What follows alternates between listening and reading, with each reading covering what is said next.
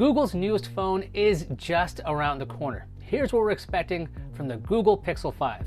First up, Google has shown off a promo image, which likely shows the 5. Let's look at that picture and dissect it. We've got a big number 5 on the left with a texture that matches the phone next to it. That phone with that texture is probably the Pixel 5. Then there's a smoother looking phone next to the big Google G. This is likely the Pixel 4a 5G. Google already confirmed it was working on a 5G version of its budget 4a coming in the fall at the same time as the Pixel 5. Google told us that the promo image refers to the phones coming in the fall. The company also told us that its 5G devices will have both sub-6 and millimeter wave configurations. What does that mean practically?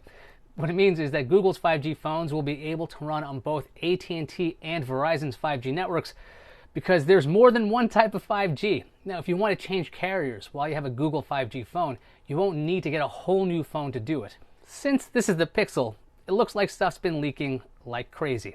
Is it intentional? How would I know? I'm not on the Google marketing team. The good folks at WinFuture, who have a great track record, published images of what it says is the Google Pixel 5. First thing you'll notice is the display on the Pixel 5 takes up the vast majority of the front. There's no big forehead on this guy like the Pixel 4. The 4 had its massive forehead because it contained sensors that were used for in-ear gestures and facial recognition. So either that tech has been miniaturized to the point where you can't see it, or more likely it's gone. The camera is on the top in the corner. It would be an 8 megapixel shooter. The bezels around the display look to be uniform. There's not really a chin here either. Generally, this new Pixel looks a lot like the $350 Google Pixel 4a. WinFuture says we're looking at a 6-inch OLED display with a resolution of 2340 by 1080. This would be a mid-sized screen compared to the Pixel 4. The 4 had a 5.7-inch display. The 4 XL had a 6.3 incher, so this one's right in the middle. The report also says we're getting a 90 Hz refresh rate, which is the same as the 4. Now that comes in handy for very smooth animations. Let's talk glass. The 5 could have Gorilla Glass 6. That kind of glass can survive 1.6 meter drops and is pretty scratch resistant. Now this glass isn't as tough as the new Gorilla Glass Victus that you can find on the Galaxy Note 20 Ultra, but it's tougher than the glass that was on the Pixel 4. On the back, it looks like the fingerprint sensor has returned. That is further evidence that the face unlock you found on the Pixel 4 is dead. Let's talk about the camera setup. Two 12.2 megapixel cameras are on there.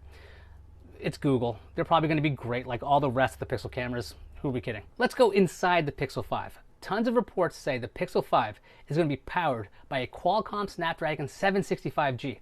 This is not the top-of-the-line Snapdragon processor for the year 2020. That accolade goes to the 865 Plus.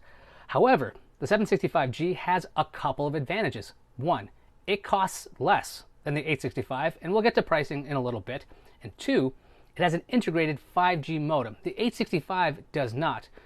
Now, why does that matter? Chips with an integrated modem usually require less power. The modem in the 765G has download speeds of up to 3.7 gigabits per second, which is really fast. For comparison, the modem that is found with the 865 is capable of 7.5 gigabits per second. If you're getting either of those top speeds, I think you'll be very happy. For a frame of reference, you could download like a 30 gigabyte video file at Blu-ray quality in about 1 minute.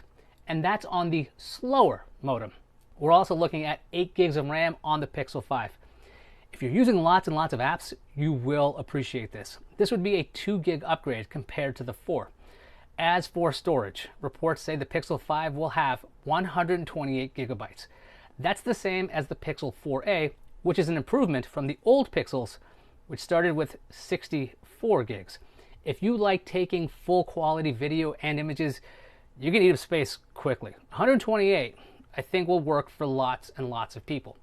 The most interesting thing about the Pixel 5 might be its pricing. Now, reports say it will cost $699.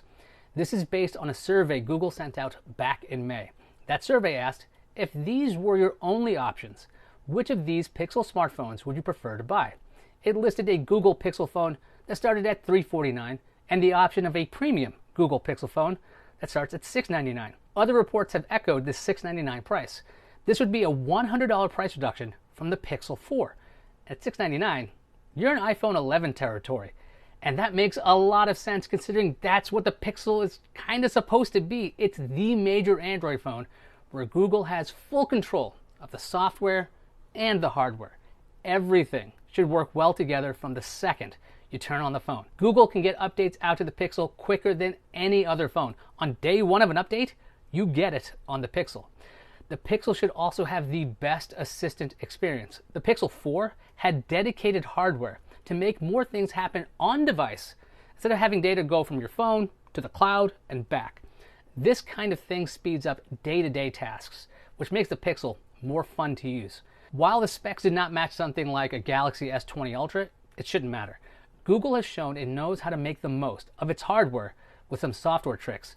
Also, don't forget that Google has another version of Android called Go Edition. Now this is meant for phones that do not have tons of power. In a blog post, Google explained that in its latest version of Android Go, apps would launch 20% faster than on the previous one. Go uses less RAM and offers more storage space on phones because it's a smaller operating system. These kinds of tricks can be applied to the Pixel line if Google wants.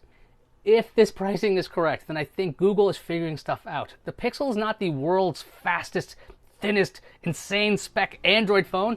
The Pixel is the Android phone that works in an intuitive manner, takes great photos, has the best version of Assistant, and carries a price tag that matches a really, really great experience. We will have live coverage of Google's event, by the way. Definitely join us because while there may not be hardware surprises, Google has a knack for showing off some crazy software tricks with Pixels. I'm Mayaz Akhtar, and I'll see you online.